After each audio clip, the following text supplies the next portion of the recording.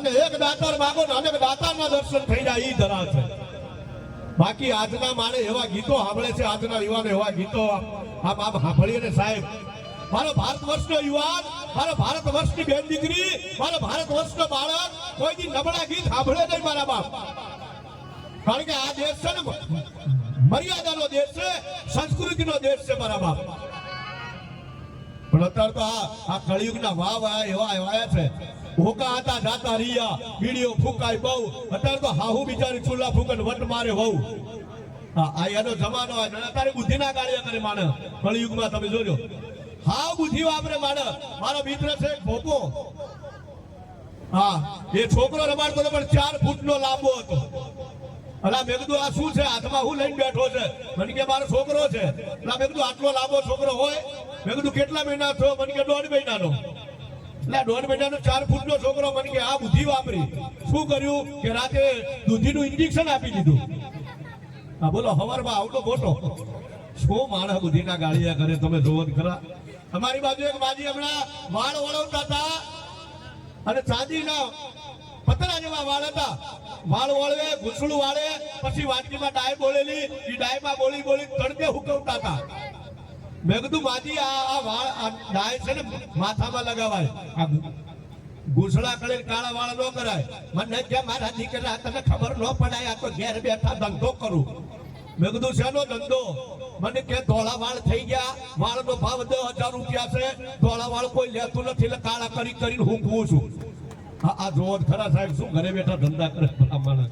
હે આ ભારત વર્ષની ધરતી કેટલી બુદ્ધિશાળી છે.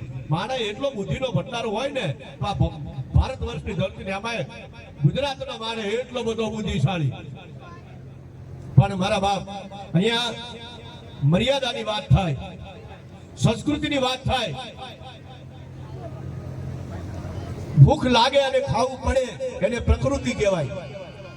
કુદરતી નિયમ છે કે ટાઈમ થાય, ભૂખ લાગે અને ખાવું પડે એને પ્રકૃતિ કહેવાય. અને ખાધા પછી જો ગોળીઓ લેવી પડે સમજી જવું કે વિકૃતિ કહેવાય. અને હું તમે જમવા બેઠા હોય અને કોઈ સાધુ બાવલીઓ આવી જાય અને કઈ પણ કરી દે ને, ગુજરાતની સંસ્કૃતિ કહેવાય મારા બાપ. આ ધરતીના હું તમે સંતાન છીએ, પણ એવા દેશભક્તિ ગીતો સાંભળવા છે અહીંયા. मेरे वतन के लोगों, हे देश वीर जवानों का. एक वाटकी માં એમ કહેવાય, જરીક ઝેર લે, એમાં ધાવણના ટીપા પાડે અને ધીરે ધીરે ધીરે ઝેરને ગોળી દૂધમાં ઘોળી અને પોતાના શિવાજીને પીવડા. રોજનો ક્રમ થઈ ગયો તમારા બાપ. એક દેખ ભાઈ આથી હાલીને આ ચિત્ર જોયું કે જીજાબાઈ શિવાજી હાટું એમ કે દૂધમાં ઝેર ગોળી પાવાની તૈયારી. અને એક ભાઈ કીધું કે માં તું માં છે કે ડાકણ છો? આ તારા હગા દીકરાને ઝેર પાય છે. પણ તેની આ દેશની આર્ય નારી જીજાબાઈ એમ કહેતી હોય કે ભાઈ આમાં તને ખબર ન પડે કેમ? મારા શિવાને એટલા માટે મોટો કરું છું કે આ દેશને એની જરૂર છે.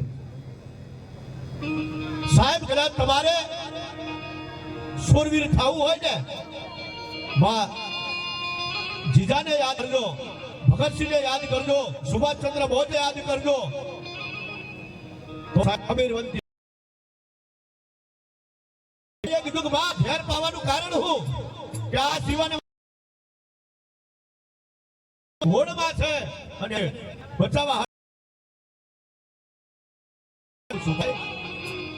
ત્યાં દુશ્મન બધા દાંત દગાખોર દુશ્મન હોય અને